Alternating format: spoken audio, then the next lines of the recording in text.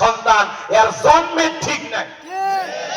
তার কত দাবি, ভাই গেছে মালয়েশিয়ায়, আমি তো দেশে আছি।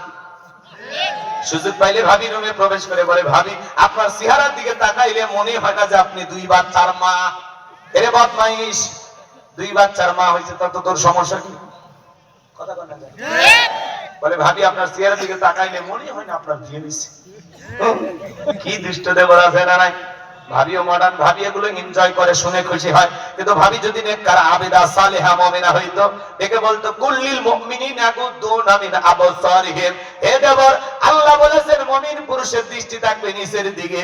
আমাকে দেখার অধিকার তোর ভাইয়ের আছে, তোর জন্য আমাকে দেখা জায়েজ নাই, ঘর থেকে বের হয়ে যা। কথা বলে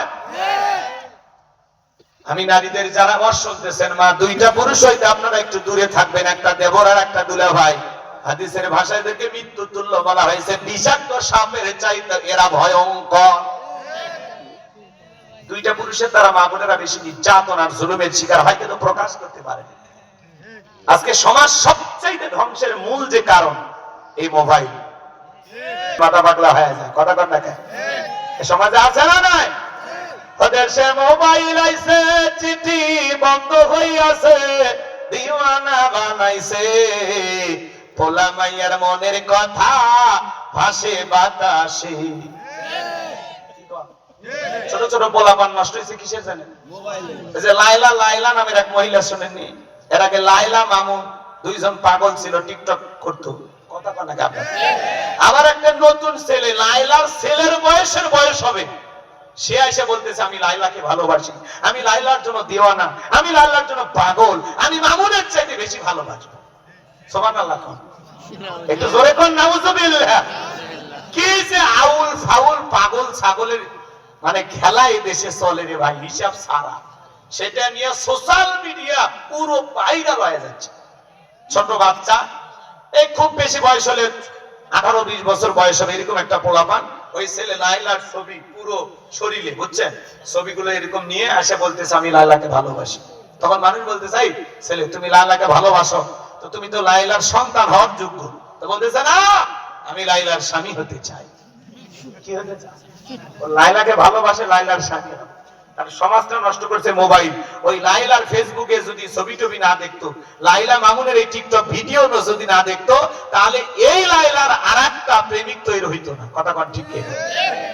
ছোট ছোট পোলাপান নষ্ট হয়ে যাচ্ছে।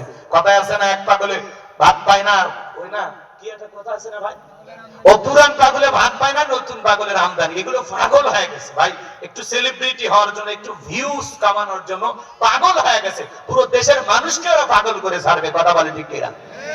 তাহলে ছেলের বয়সী একটা সন্তান এসে লাইলারে বলতেছে আমি তোমার বিবাহ করব, মামুনের চাইতে বেশি ভালোবাসি, সুখে রাখবো। ওই মহিলা যদি, আমি থাক বলবো না, রাগ করে না, বলবো, রাগ করবেন না? তাহলে সব নষ্ট করেছে কি? এই মোবাইল। কি কি আমি বলতে চাইলাম, ওই মহিলা যদি 2 পা দিয়ে ওর বুকের উপর একবার খালি ওঠে, কি বলেন, ওই ছেলের কলিজা বার হয়ে যাবে। আর মহিলার ওজন কমপক্ষে 4 মণ, 3-4 মণ, আর ওই ছেলে আসে 20 কেজি 20 কেজি।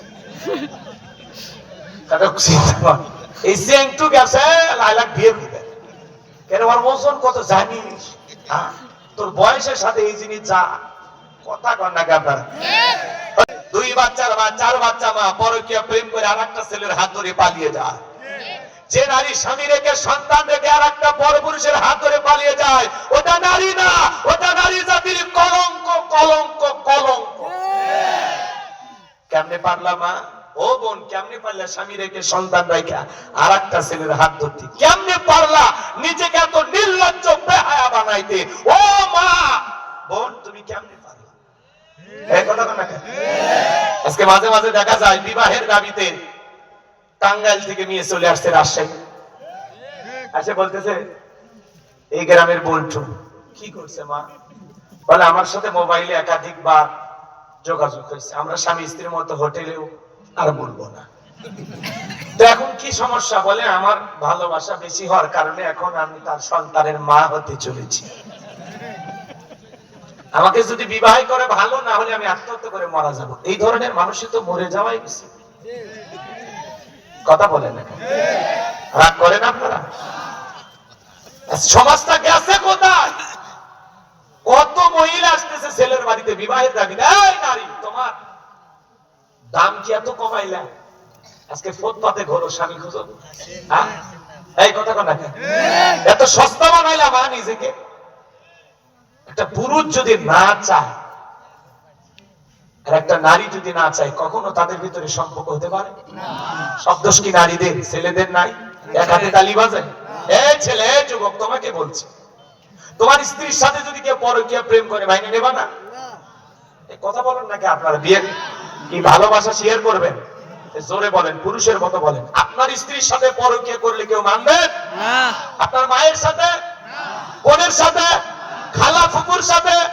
তাহলে যেই নারীর সাথে তুমি পরকীয়া প্রেম করো, ওইটাও তো কারো না কারো স্ত্রী, কারো না কারো মা, কারো না কারো বোন, কারো না কারো মেয়ে, কারো না কারো খালা ফুফু।